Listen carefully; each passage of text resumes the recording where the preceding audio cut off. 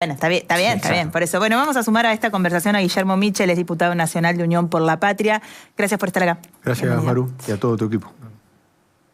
Ustedes presentan esta, no sé si ya la presentaron ante Defensa de la Competencia. ¿Qué es lo que se busca con esta demanda? ¿Cuál es el objetivo de esta presentación?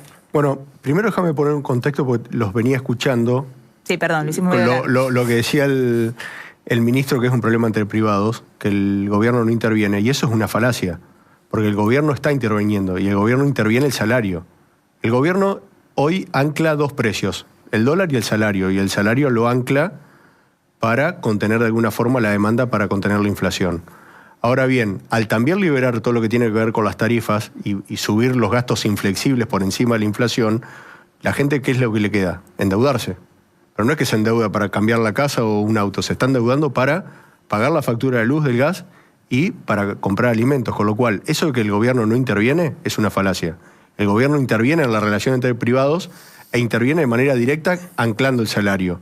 También intervino de manera directa con lo que vos mencionaste recién, el decreto 70, liberó todas las tasas. Entonces, no es que ahora tiene que ser una cuestión entre privados que lo resuelvan los privados, porque ¿qué hacen los privados? Como tienen mayor incumplimiento, suben la tasa para mantener la rentabilidad. Claro, pues eso es lo que el gobierno cree, que es una cuestión entre privados y que tienen que autorregularse y por eso saca los topes, ¿no? Bueno, sí, pero no funciona así la vida real, porque si fuera así, entonces nadie va a cumplir con las obligaciones y vamos a ir a un default en masa crediticio, ya no solo de los... ¿Qué pasa? ¿Podría pasar eso? Bueno, fíjate lo que está ocurriendo con la cadena de pagos de las pymes. La cadena de pagos de las pymes... Pero para Guillermo, antes de irnos... Sí. Del otro lado seguramente hay mucha gente que nos está escuchando que tiene una deuda con la billetera. Mucha gente dice, bueno, elimino la billetera, no me pases más plata a la billetera. Mucha gente entonces... no, lo están haciendo. Claro. En el conurbano eliminan la aplicación. ¿Y qué pasa pensando que no. Están todos los datos. Cuando, la deuda sigue estando, por supuesto. Parte de la denuncia que vos marcabas, cuando la gente cuando toma el préstamo en ese nivel de desesperación, piensa sobre todo, por lo menos en mi provincia además, Entre Ríos. En Entre Ríos, nosotros en la denuncia planteamos el listado de las 91 billeteras virtuales que tiene listado el Banco Central en la página y 687 operadores no financieros. Esos operadores no financieros tenés cooperativas, mutuales, casas de crédito, que es un universo gigante, porque en el interior terminás yendo a esas casas de o cooperativas de la esquina a endeudarte. Entonces vamos sobre todo ese universo, donde pedimos es analizar la tasa y las condiciones del préstamo. Ahora, con lo de las billeteras, vos cuando formalizás el préstamo y haces el clic en el celular, diste todos tus datos, incluso muchas veces validaste tus datos o huellas digitales o cualquier mecanismo que utilizan las billeteras. Ahora, en el interior es mucho más complejo también.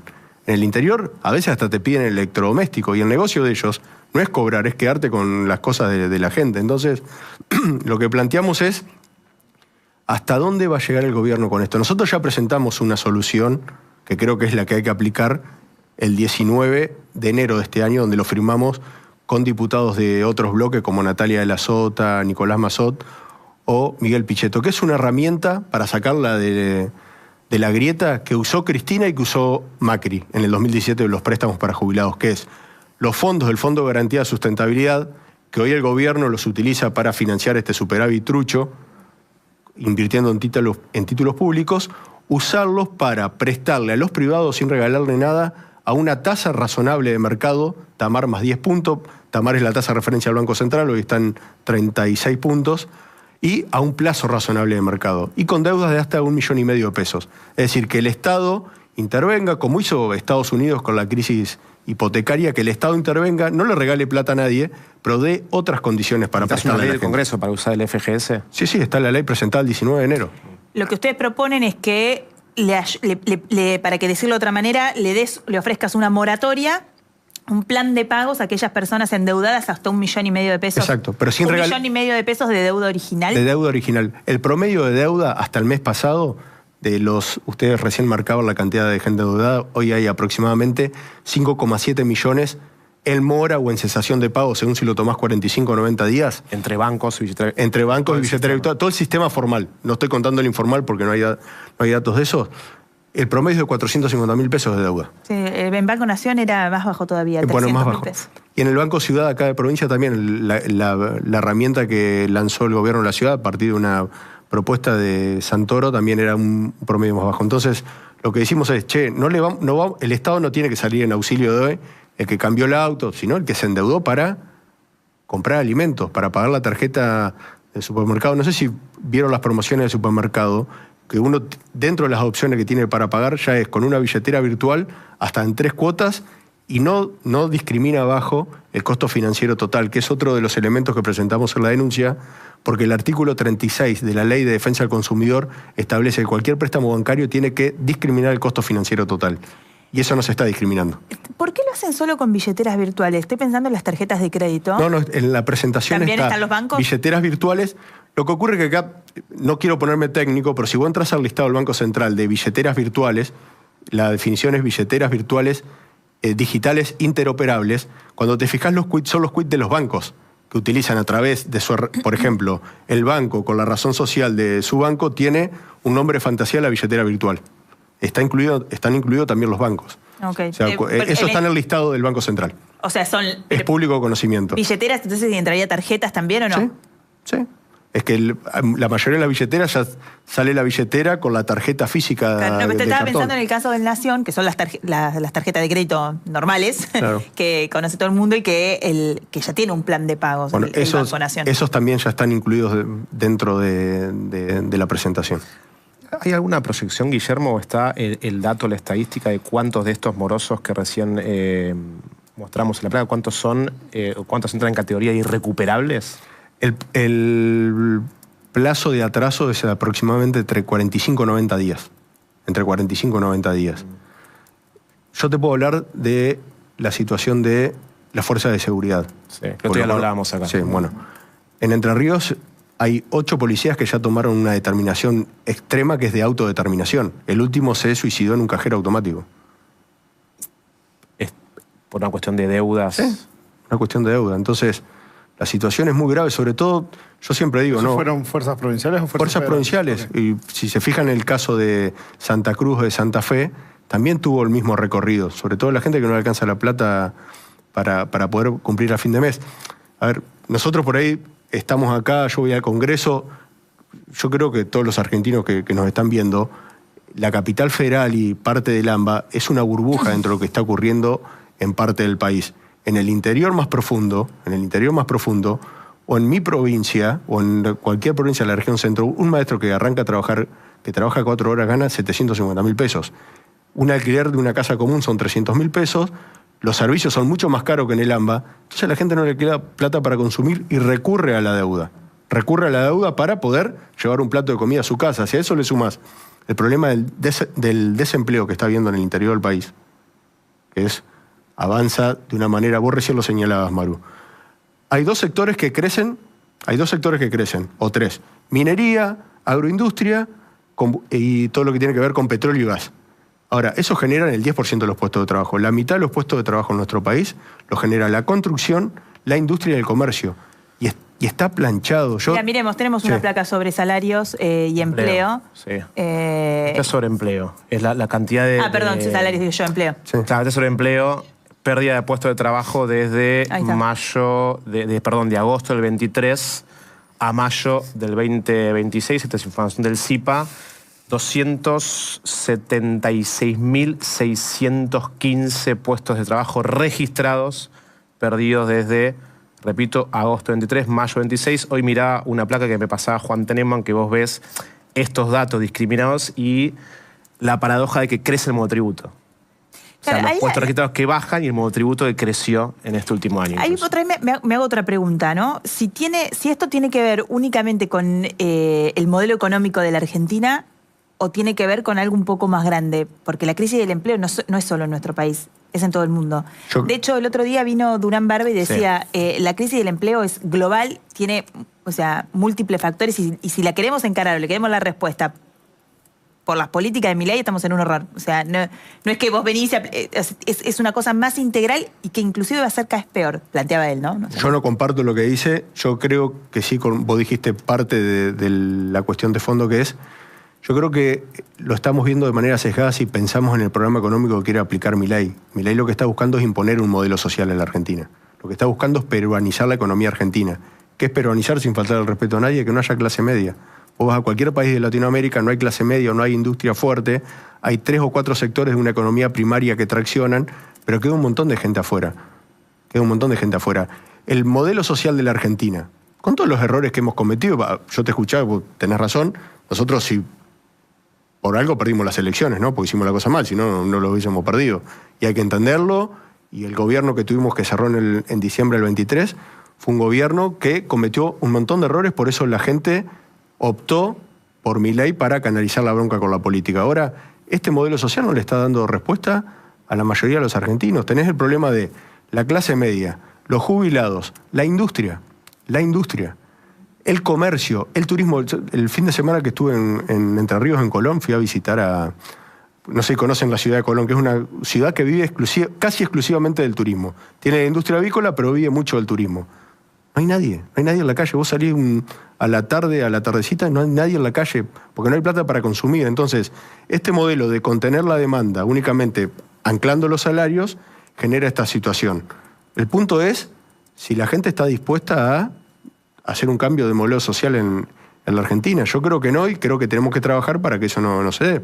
Pero te vuelvo a decir, también soy consciente de los errores que cometimos, por eso perdimos las elecciones, ¿no? Sí, no sé si tengo respuestas para esa pregunta, porque si miro las elecciones, que son el momento donde la gente decide, diría que sí, que quiere ese cambio social, porque volvió a votar al gobierno muy bien el año pasado. Déjame hacer un paréntesis con eso. Yo creo que la emoción, y lo vi, fui candidato y lo viví en el día a día de la campaña, la emoción que prevaleció ese domingo a la hora de votar es, che, yo estoy arriba del barco, si el barco me hunde, yo me hundo también. Yo no quiero tener el lunes una corrida. Yo creo que lo que prevaleció fue esa emoción. Ahora, el mismo lunes ya la gente se dio cuenta que todos los problemas seguían. Un solo caso te voy a contar que me tocó de cerca. Ese lunes, después de las elecciones, recibí a 30 trabajadores de Unilever, que es una fábrica que está en mi ciudad, que los habían despedido, porque empezaban a importar de Brasil parte de la producción. Entonces te miran, che, pero los problemas siguen estando. Los problemas de desempleo en este país siguen estando y se están agravando. El cierre de industria, la apertura indiscriminada de importaciones va a seguir avanzando. Y ya no estamos hablando de textiles o tal vez electrónica, que sería discutible. Estamos importando maquinaria agrícola usada. ¿Qué hacemos con los puestos de trabajo en Santa Fe y en Córdoba que genera un gran impulso a la metalmecánica? ¿Qué vamos a hacer con esa mano de obra? Le vamos a decir, tenés que conseguirte lugar en las aplicaciones para trabajar. No hay lugar para toda la Argentina. Ahora, Guillermo, yo te escucho, en parte coincido. Ahora, la gente, tomando tu metáfora del barco, la gente sigue arriba de ese barco. Claro. El barco por ahí empieza a entrar un poco más de agua. Sí, cada vez menos, ¿no? Bueno, está bien. Hay gente por ahí que ya se cayó del barco, pero también la gente que está en el barco y mira para atrás y ve que viene el barquito del peronismo y dice, che, no sé si me quiero subir ese barco. Digo, ¿qué? Porque acá la pregunta es más allá de quién va a ser el candidato, quién no, cómo se va a definir paso sí, paso no, aclararemos en otro momento.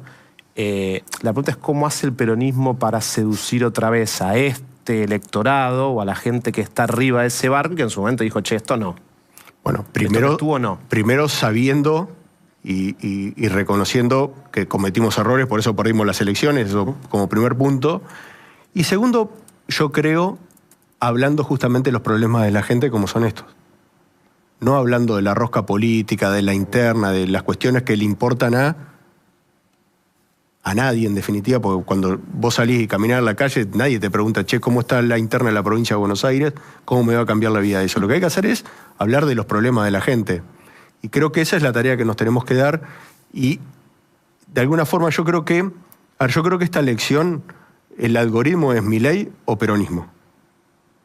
Yo lo escuchaba a la mañana en el canal de ustedes a Emilio, que lo estuve discutiendo con él, que planteaba otra. Yo creo que el algoritmo en esta elección es Milei o peronismo.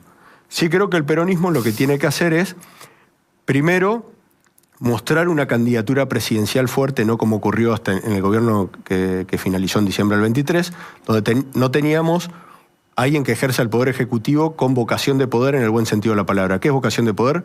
Tomar decisiones para cambiarle la vida a la gente. Eso nos faltó y la gente en la Argentina es muy presidencialista. Ve que haya al frente alguien que tome decisiones, que las ejecute y las lleve adelante. Yo no comparto, casi no comparto ninguna de las decisiones que toma Milei en materia económica. Ahora, lo que sí ves es que él toma una decisión y la ejecuta. Y eso la gente lo valora. Creo que eso nos faltó en la elección en el gobierno anterior. Y también creo que tenemos que volver a recuperar el poder adquisitivo del trabajador y el jubilado, que fue una de las grandes falencias que tuvimos nosotros en nuestro gobierno. Mirá, Yo el otro día estuve en una reunión con los docentes en Entre Ríos.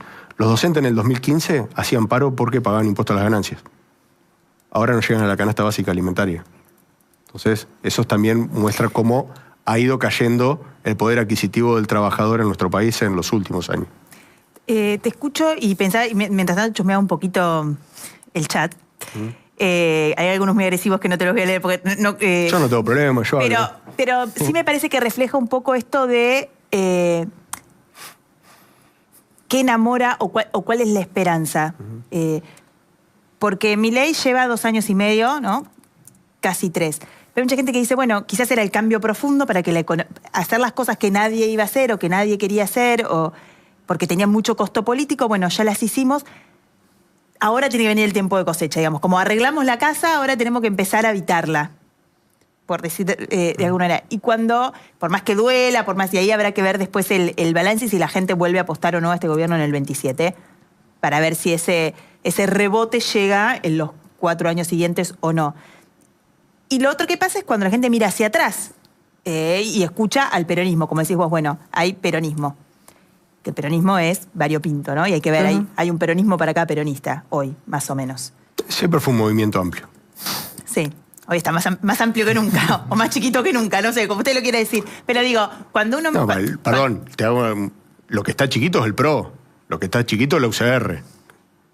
El peronismo hoy sigue siendo el principal opositor a Milei. Pero por otro lado, vos hace un rato estabas hablando de las elecciones legislativas y cómo la gente estaba en el barco y veían con miedo la alternativa a que si iban por otro camino era corrida cambiaria, por ejemplo, ¿no? O sea, hay una buena parte de la población que lo sigue viendo el peronismo en esos ojos. ¿Cómo vos sacás ese estigma que tiene el peronismo para poder ser competitivo? Porque yo creo que igual todavía muchos argentinos tienen miedo a eso, o sea, porque la vivimos muy claramente en otros momentos del país. No es que lo diga yo, fue un hecho fáctico en la realidad. El peronismo ganó en septiembre, al otro día tuviste que los mercados no tuvieron un buen día y el peronismo perdió en octubre y subió más de lo que había caído en... Eso es un dato fáctico en la realidad y es innegable. Bueno, justamente lo que creo que tenemos que hacer es mostrar que tenemos los cuadros necesarios para llevar adelante un programa de gobierno, que no nos va a ocurrir como en el gobierno anterior, donde las internas empantanaban la gestión. El caso más claro es de la justicia. ¿Quiénes son esos cuadros hoy? ¿Quiénes son esos cuadros? Bueno, yo te invito a que vayas a la Cámara de Diputados y hable con cualquiera de nosotros y vas a ver. Es más, hoy, en cualquier estado de gobierno, cualquier organismo del gobierno, si vos te fijás quiénes llevan adelante la gestión, tenés que ir siempre a cuadros que estuvieron trabajando con el peronismo, si no, no tienen gente para llevar adelante la gestión. Y con el otro punto que te estaba señalando, es que, te vuelvo a decir, la gente, yo creo que la emoción que prevaleció ese día fue esa, che, no quiero tener una corrida. Bueno, creo que nosotros tenemos que mostrar que estamos en condiciones de volver a tener un gobierno. Y estaba haciendo el caso de la justicia. ¿Cómo puede ser que gobierno peronista estuvo durante 4 años con quórum propio en el Senado y mayoría en el Senado sin nombrar los cargos que correspondían a la justicia? No le podemos echar la culpa a nadie con eso. Es falencia, claramente fue una falencia nuestra de gestión. Bueno, de eso nos tenemos que hacer cargo. Punto. Guillermo, te agradecemos mucho por estar acá. Te hago la última. ¿Crees que Sergio Massa tiene que volver a ser candidato en 2027? Mirá, te voy a decir 2 cosas. La primera, que no le voy a escapar a la pregunta y te lo voy a responder, pero primero déjame decirte algo. Yo no soy el exégeta de lo que él va a llevar adelante, es una decisión que corre por él. Yo le valoro que él se haya hecho cargo en el 2022 del gobierno porque, lo decía Ferraresi, ¿no? El gobierno estaba con el helicóptero pronto para irse y se logró terminar, se hizo una muy buena elección en las generales, se retuvo la provincia de Buenos Aires y se mantuvo la primera minoría en diputados y en senadores. Ahora, la decisión que va a tomar él ahora es una decisión exclusivamente personal de él. Sí te digo, por ejemplo, que Fujimori en la 4ª vez que intentó llegó a la presidencia. Así que es Argentina y... ¿Estás comparando Massa con Fujimori? No, estoy comparando de que la resiliencia y la posibilidad de volver a intentar y trabajar. Como Lula fue la 3ª vez, ¿no? Sí, la tercera. Tercera, si no me equivoco. Creo que eso es valorable, pero es una decisión de él. Y déjame decirte otra cosa. Yo creo que si vos mirás los diarios o los analistas políticos o consultores, en agosto del 22, ¿quién era el presidente para la mayoría? Larreta. Larreta. ¿Cómo terminó la elección? del gobierno. Bueno. Terminó cuarto. Entonces, es Argentina, tenemos por delante la elección de Brasil, tenemos por delante la elección de Estados Unidos, falta casi un año, entonces falta un montón. Y antes que me vaya, los quiero felicitar al medio por el documental que lo estuve viendo de Libertador. Sí. La verdad que es muy emotivo, más allá de todo lo que es la parte audiovisual, el contenido es muy interesante, así que los felicito por... No sé si es documental o corto, no sé cómo decirle. No sabemos. Técnicamente yo no sé. Cortometraje. Bueno, listo. Es un corto, porque no es un documental, claro, es un corto. Cortometraje. Es un cortometraje. Cortometraje. Bueno, me llevo el concepto, pero lo felicito por eso. Muchas gracias. Por Gracias favor. por estar con nosotros. Guillermo Michel, diputado nacional de Unión por la Patria, a propósito de esta demanda ante la defensa de la competencia para... Yo no sé si es resolver, pero empezar a ocuparse de este problema que es la mora que crece en billeteras virtuales. Aclara también que no es solo billeteras virtuales como las conocemos.